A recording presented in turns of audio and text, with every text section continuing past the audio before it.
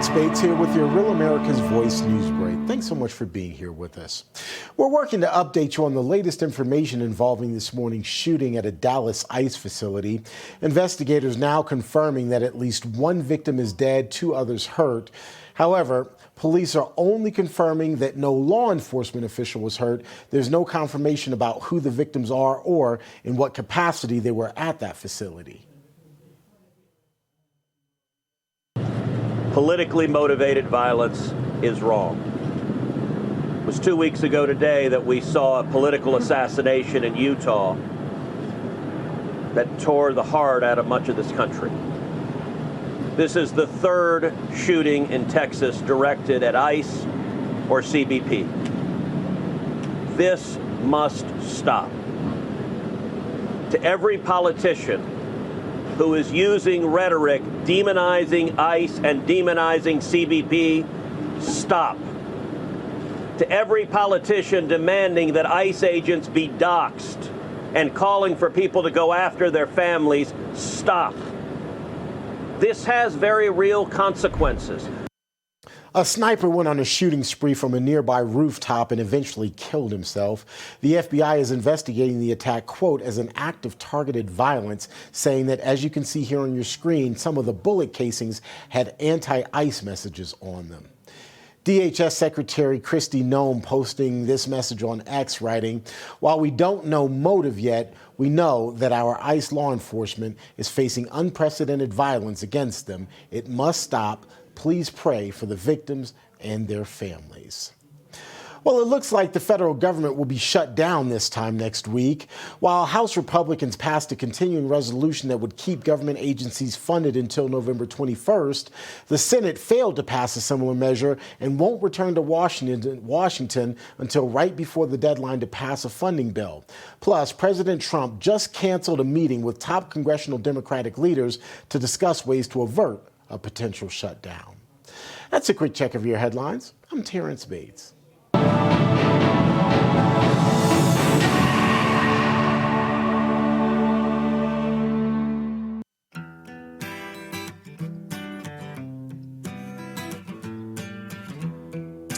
Welcome back to the Charlie Kirk Show. This is Andrew Colvett, executive producer of this show. I am joined by Blake Neff, one of the producers, as well as the great Dr. James Orr.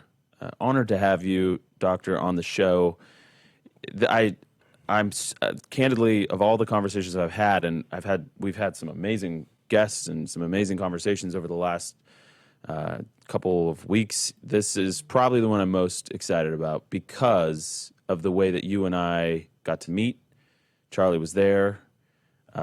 You met Charlie on when he went to Cambridge and Oxford, Oxbridge, as you guys, I guess, call the grouping. But we then spent a weekend together in Aspen, and we shared some just truly amazing moments. And you also sat down with Charlie for an interview, which will now sort of, in a haunting way, but in a beautiful way, because I know how much Charlie loved you.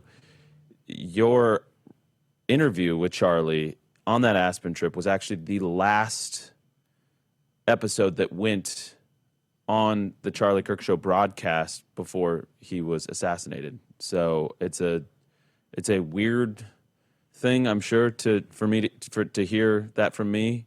It's weird for me to say it out loud, but it's true. And I just knew Charlie so well that, again, it's sort of fitting because you were like this academic, ideological, spiritual, just shining light for Charlie, so much so that I was jealous when we got back from Aspen. Charlie looked at you and he was like, "Can you hang out with me on Sunday and just like be my professor for a day?" And as far as I know, you guys hung out on Sunday and you talked about the classics and about the canon of Western civilization.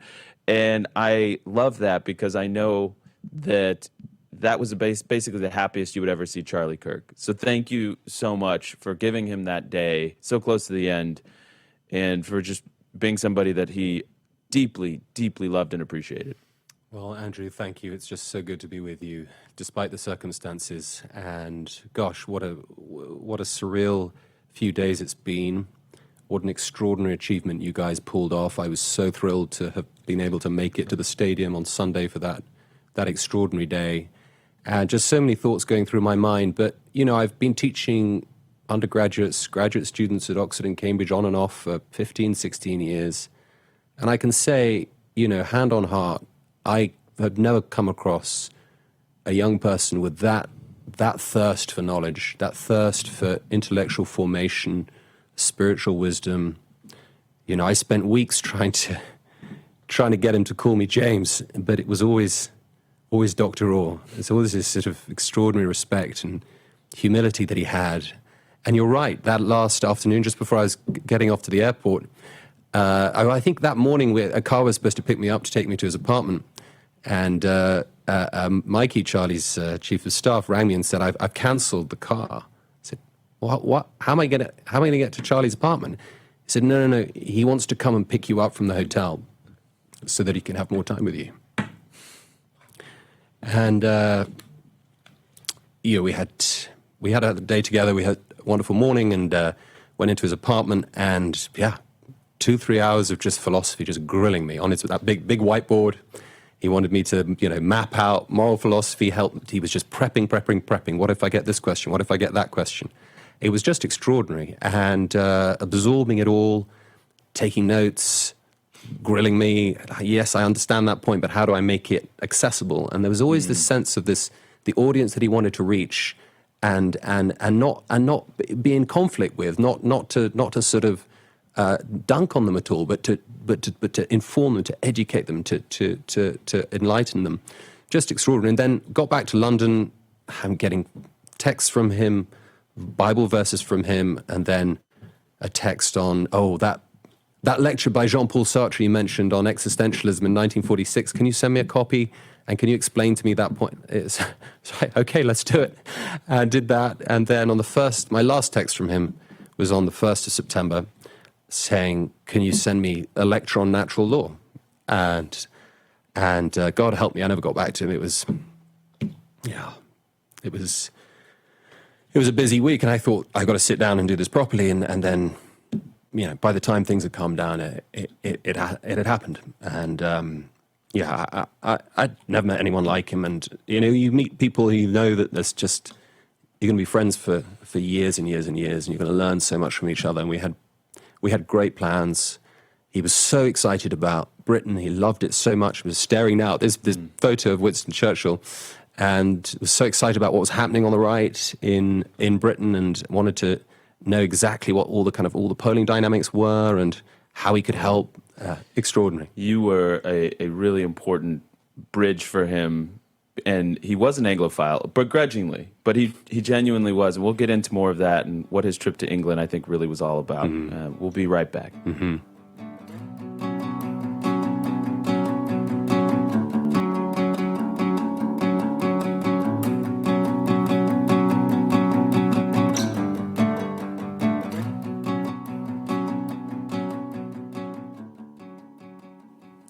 So, I mentioned just before we hit the break that Charlie was a real Anglophile. Mm-hmm. I don't think that many Brits maybe appreciated that because he came into England and really lit up the leadership, lit up the current zeitgeist in the country.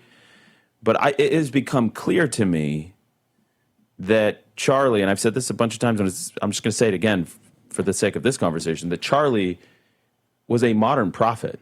And he was going around campuses, this country, calling our leaders to repent, calling our citizens to repent, to remember themselves. And he went straight into the belly of the beast in Oxbridge and called on Brits to remember themselves. Stand up, man. Put your shoulders back. Remember who you are. You're a great people. Wake up. And just like they do with prophets, not only is Charlie dead, but in England, they rejected him. Tell me about your perspective on that. Well, I think it was Jordan Peterson who first connected us, I think about a year ago, I think. And so Charlie had been on my radar for a while. We had a lot of mutual friends, but he was very excited about his trip to England and started peppering me with texts and requests like, what will the audience be like? what are the kinds of questions that I should be thinking about? What are the topics? He was just prepping. And so he came to Cambridge. I went to the Cambridge Union to just give him some moral support with my son and half a dozen students, and we were the only ones supporting him. I mean, my goodness, it was and Blake. And Blake, you were there, of course, and the team. You and the team were there, and it was impressive. I mean, he was combative, he was quick, he was, I don't think any of those students, and they were bright students. I was quite, in a funny way, proud of those students. I mean, they were, off the cliff progressive on on all the issues, but I thought they stood their ground well. And then we went for this meal afterwards, and just again, 2-3 hours of just talking stats. And I got a call from one of this big media platform, GB News, just desperate to get half an hour of Charlie's time, but it was down in London. It was just awkward to get to. I said, look, I know this is difficult, but if you could just, would you consider this? And he said, absolutely, no problem. And you managed to fit it into that very tight schedule. That was with Ben. Yes, that's right, with Ben. That clip went viral. Yes. It was a good thing he fit it in. It's great. He did it, and it was much appreciated. And so, I think it was great. And I sat in that debating chamber and thought, this is a proper debate. This is what this place was designed for. And this is really puncturing the groupthink in a way that is pretty rare these days on elite campuses on both sides of the Atlantic. And it was, we were fortunate to have him. And images. And then we got some images there. Yeah, there we go. Yeah, the bouncy Brit. The bouncy Brit. Yeah. Oh, bless him. Yeah, he that was Charlie found that so funny. Because he looks like a Harry Potter figure, yeah, like character to us. That's it. He was quick on his feet, just jumping up and down, and amazing. I remember that so well. And it was just great to see. And as I said, it punctured the groupthink. And I've said this before, that the trouble with groupthink is that wrong think becomes evil think. When there's just this tiny minority opinion, then it just becomes subversive. It becomes something that is threatening. It's so easy to demonize. And what we saw on both those debates was Charlie's ability to put across cases and positions in a winsome, civil, respectful way.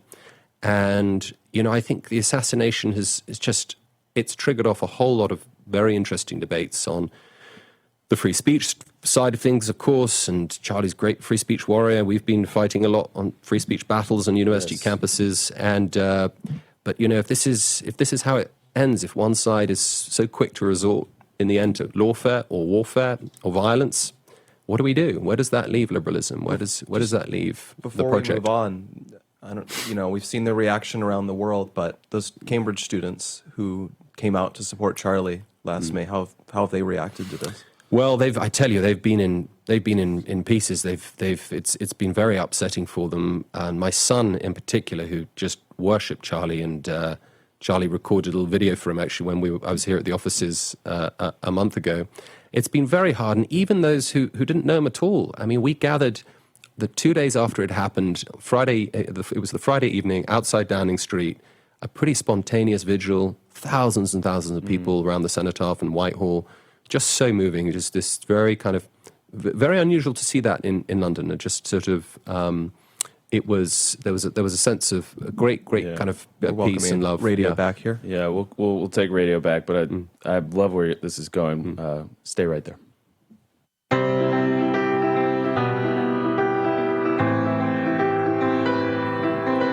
Welcome back to radio stations across the country.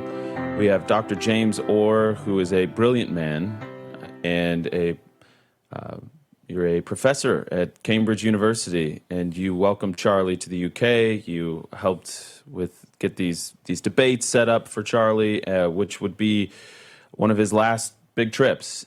And it's hard to think about that. He loved that trip. He loved meeting you. You were so dear to him. And I know that you guys had great plans to keep learning from each other. And you are yourself becoming sort of known politically in the UK. And I know that you enter into that with fear and trembling and a great weight on your shoulders. And we can get into that a little bit later. But I love what we're talking about. You were you were witnessing the immediate aftermath of the assassination, and there was huge vigils throughout the UK. And I said something that before, that prophets are rejected. That is sort of the model. And he was a prophet taking the truth around the world, even to the UK. But there was a remnant that heard what he said. And then you had Tommy Robinson lead this huge march. Elon Musk called in. They talked about Charlie. I saw so many people with Charlie's picture, and they were chanting Charlie, Charlie. It was really beautiful for me to see this outpouring of love for Charlie, even across the pond. What was that like? Take us into that moment. Yes, well, I didn't go on that march, but I know that over the summer there was a lot of anxiety in the press, within the establishment about it, and I remember talking to Charlie about it last month, and there were just sort of premonitions, people thinking that this is going to end violently. It was demonized, and I think one silver lining, you might say, is that I think the march, from what I can tell, was broadly peaceful. I mean, I think there were about 100,000 people marching through the streets, and I think there were something like 25 arrests, which I think, when you compare it to similar kinds of events, it's not out of the ordinary at all. And it was, from what I could tell from just looking at the footage, it was peaceful, and I'm sure that sense of it being a vigil for Charlie, it being a sort of witness to Charlie, as you say, his face was all over, posters everywhere of him, and I think that would have had a calming effect on the march, and I think there was a great atmosphere, from what I could tell. It was broadly demonized in the mainstream media afterwards, as far as I could tell, but I think it went off a lot better than many people were worrying about over the summer. Yeah, well, and to the point about violence, I know that there's an establishment press that is even more entrenched in the UK than there is in the US, and they still have more power to sort of set narratives and things. And so that's certainly something that needs to be addressed in the UK. But the point is, you had all these people that have a lot of reason to be upset about things, but they're largely peaceful. And that's the actual truth. The actual truth is that it was sort of beautiful and really respectful. And we got a note yesterday. I can't divulge who this is from, but this note was passed along. It said, just got off the phone with a friend, won't say the name, who is SWAT and was tasked with working the memorial for Charlie here in Glendale, Arizona. He said they were all briefed to 100% expect something major to happen. And the whole event came and went without one arrest between Peoria, Mesa, Glendale, and Phoenix PD, all assisting. A complete anomaly for an event even 10% this size. Even the Super Bowl would have someone get drunk and punch a guy. Yeah. They didn't have one arrest. And the power of prayer, I keep saying this over and over again. The first time in my life that I can feel the prayers of strangers, just sustaining this whole team through Turning Point Action, the Charlie Kirk Show. You can feel it, and you could feel the prayers inside the memorial, and you were there. You actually made it back, which is a whole other saga, which is incredible, and I think such an honor. Charlie would have been just so honored to know what you went through in order to get planes, trains, and automobiles for you in that trip. But I do want to stay on the UK. Do you think, a lot of people are talking about this as a revival moment in the US. A lot of people are talking about this is the turning point.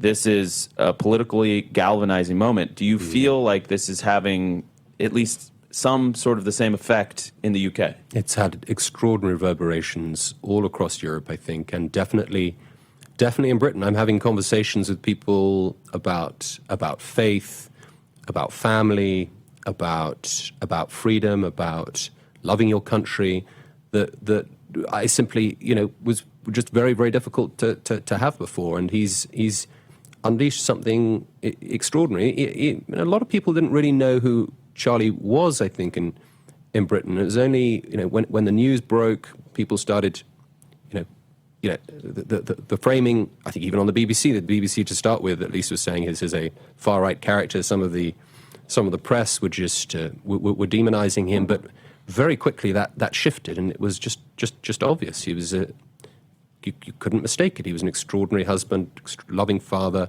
civil, respectful in his engagement with young people. and that came across very, very quickly. And so it's been remarkable, the kind of conversations that have opened up. And I think his legacy is going to be a remarkable one. I think we're having these big debates in Britain at the moment around exactly these kinds of issues, and all of those sort of those great sort of four cornerstones, I think, of the faith, family, flag, and freedom, that were just celebrated in that extraordinary way in the stadium on Sunday. And it's very difficult still in Britain to have conversations around those. But something's shifted, and I'm sure that Charlie's legacy will be to catalyze that and to put those issues back on the table. And they're going to be right, front and center of the British political landscape over the next 5 years. I just want to make sure you're getting, because James, you were in England with James, so I just want to make sure I'm giving. Blake has views on what's happening over there. Of course. Before we move on too far from the debate, I know I followed this. You definitely followed it, but I don't know that a lot of people in the U.S. know about this. That one of the Oxford Union people that Charlie met when he debated there, he posted something about Charlie's death that was pretty bad, and there's been a backlash to that. Yeah, absolutely. So I think it's the incoming president of the Oxford Union. Do we have that? Who debated Charlie back in May. I think said something, I can't remember the words. The guy with the He said, dreadlocks? okay. So President-elect George Aberonier, who there is an image of them debating. I'll get that loaded to our team so they can put this up. Get that ASAP, guys. So he posted.